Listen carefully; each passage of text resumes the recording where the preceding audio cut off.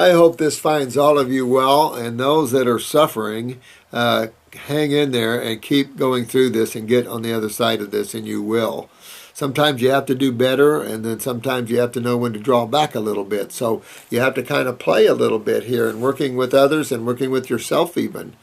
Nobody's perfect in that way, and, you know, everybody does what they can. You know, I've talked to YouTubers today, and you know, some got off with the Thanksgiving and Christmas meals, and now they're trying to get back on. And, you know, this is all just part of life here.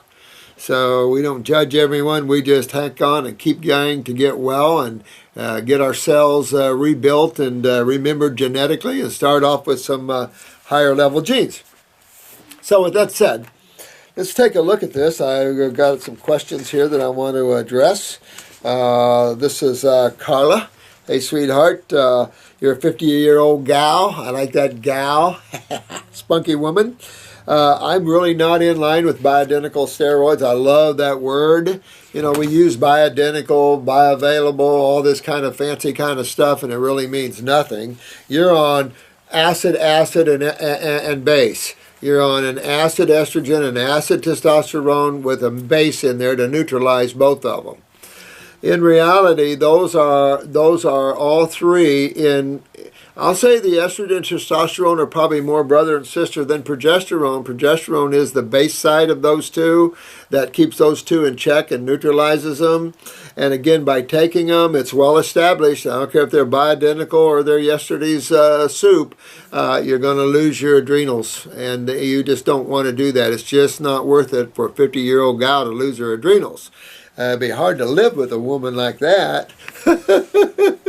But you don't remember, if you take them, I don't care what form they're in, your body quits making them, and they gave you. It's kind of like mixing hydrochloric acid in your acid digestive enzymes with your base digestive enzymes. Same kind of thing here. I don't like that. The fact, if you got weak adrenals, you got to fix them. And fixing them can be all kinds of ways. You can use herbs, you can use glandulars, but you want to do a whole systemic work on yourself, because if you're having trouble with adrenals, you're going to also have trouble with kidneys and the lymph system to some degree. So you want to fix those up and get your health back there, and think about the pituitary, because if I read on, my symptoms at this time are mood swings, all right? Sleep problems, okay, so we're back up in the head here at the pineal gland and the pituitary, irregular periods. Now that could be because you're a 50-year-old gal, but at the same time, I'm going to be looking at your pituitary here and going after that. And so here we go. Cystic jawline, acne. So you're very lymphatic up in the head here, sweetheart, and you got to get this lymph system cleaned out so your pituitary can stand up and breathe and be the boss that it is. And get your adrenals up, get your thyroid, parathyroid up. Tender breasts, again, that's the lymph system there, and that's showing that you're very acidic in the breast tissue. That's a precursor to fibromyalgia or fibrocystic breasts, in other words, a precursor to the little tumors and calcifications and everything else, because the soreness is due to acidosis. So you're going to be forming these little calcifications. I saw him kill a lady over a little calcification once. A little calcification, and they killed her. Actually went after her, put her on chemo, radiation, did a lumpectomy on a calcification. I mean, it's insane. And some concentration mental fogness. Yeah, she's not overweight. I take good supplements, but my question was, is there a specific supplement or an herbal supplement that would you keep things in check better? In Christ, Carla. Well, Carla, Christ would be doing a full-body detox on you about now, detoxifying you, putting you up toward fasting, probably on fruits first, and cleaning your lymph system out a little bit, getting rid of all this acne, clean up that lymph, which will then increase gland performance for yourself and bring these glands into harmony. He'd be picking the herbs which his father made for him, and you would be using them. So I would definitely get into some of these protocols we've been talking about and getting your body back in shape. Absolutely. This was a question to Chris a while back. Do you recommend soaking your spouts in hydrogen peroxide? I've never done that. I might clean my sprouts, but soaking them in hydrogen peroxide, I've never done that. Is use it now against mold on my sprouts? Well, you could wash them in hydrogen peroxide, okay, but I don't know if you got mold on your sprouts. I don't know why you would have mold on your sprouts. I mean, if you have mold on your beans or whatever you're sprouting, then that would be considered too old to use in the first place.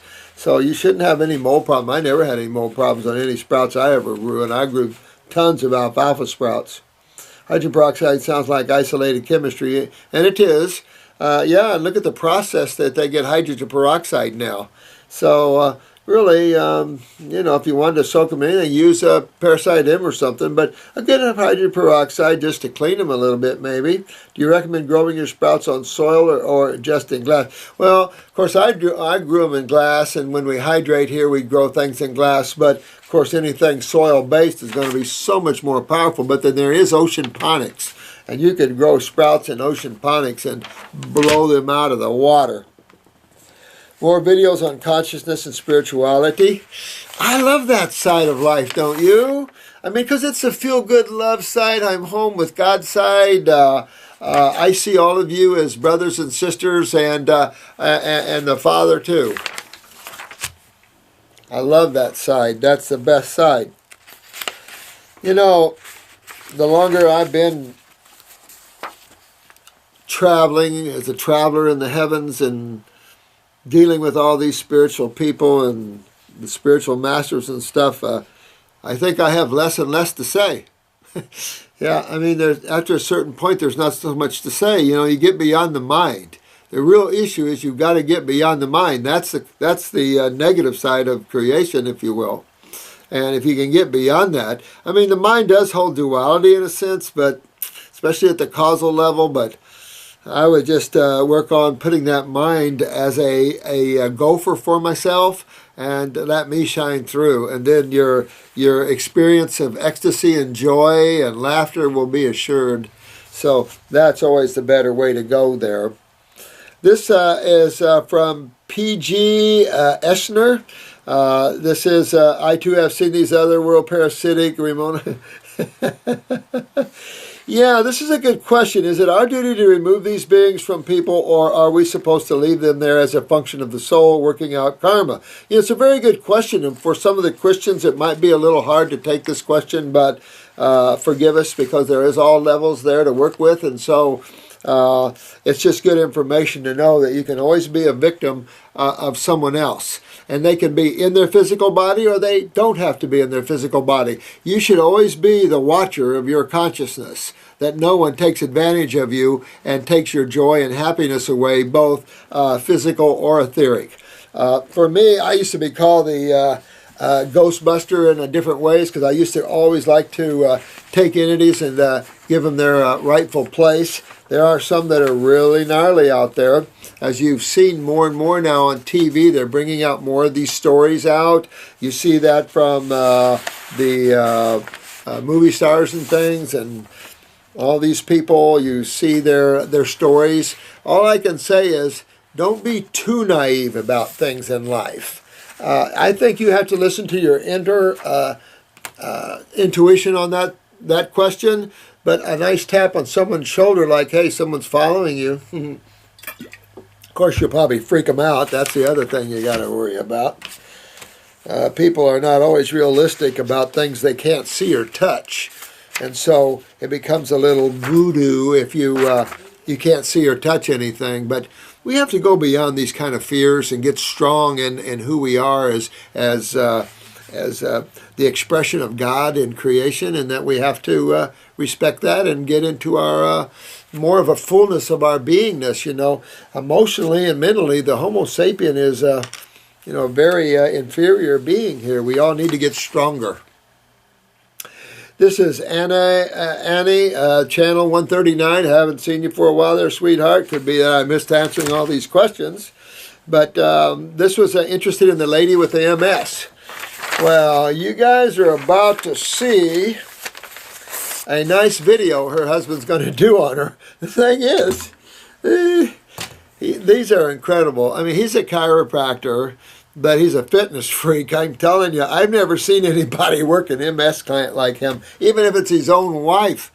I think he emailed last week, and she did 85 deep knee bends. That's hard for the average person to do. And she did 150 some female push-ups. You know, I mean, that's pretty incredible. This lady's tearing it up, man. I mean, you're going to see the after video too. You saw the one in 7 months. Where do you see this one? It's unbelievable. But I've never seen an MS client that couldn't get up and walk again. And if you're an MS, you don't let anything stop you. And you've got to learn the lymph system and the acid cytochemistry and why you get brain lesions and all that, and how you simply get all these acids out of the body and rebuild these lesions and get anything like that, rebuild the myelin sheaths. That's all a given. But you can't do that level of work on vegetables. I just flatly will tell you straight out. I've said this before. You cannot rebuild neurologically in a human with vegetable matter. It requires fruits and berries. I just tell you, I've had a lot of experience with this level here. Hey, Josh. Hey, man. I have to laugh at this one, guys. I ate a pizza yesterday and been feeling sick all day. God, how stupid can a person be to eat such crap? Don't beat yourself up, Josh.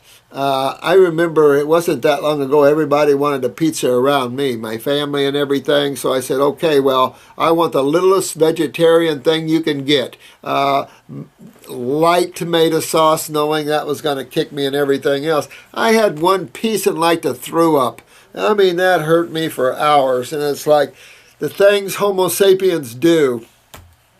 So you're in good company, my friend. We all do that once in a while. But you know what? It's kind of a safety net, because when it kicks your butt, it's a driving force to get you back doing good again. Your body knows exactly. I've always said, if you can get your clients or your friends or your loved ones or yourself 1 month on raw, and then you go do something like a pizza, nobody has to say a word. We all know what you're going to feel because we've all done it, or at least most of us.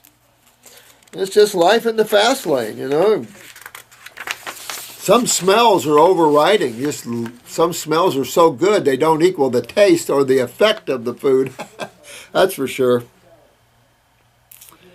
This is Neroli. Nerola, 528. This is the question regarding a 75-year-old female with reoccurring bladder infections for 20 years. Well, that many years with that high acid in the bladder can lead to nowhere good. So this lady really has to turn this around for herself. She's 75. She's got a lot more years in front of her, but she'll turn this around. Definitely want to start drinking the Heal All tea, I would, and start running those herbs through my bladder and my kidneys for sure. At the same time, I'm going to honk down with some herbs for my kidneys. I'm going to go after my lymphatic system, since that's what this UTI or the bladder infection is. Interstitial cystitis, it's all part of the same kind of crap. All part of the same stuff, and it's all about the lymph system. She was on antibiotics for 5 times a year. Oh, I mean, you know, her skin is breaking down with rashes, and the docs have used every strain out there. Well,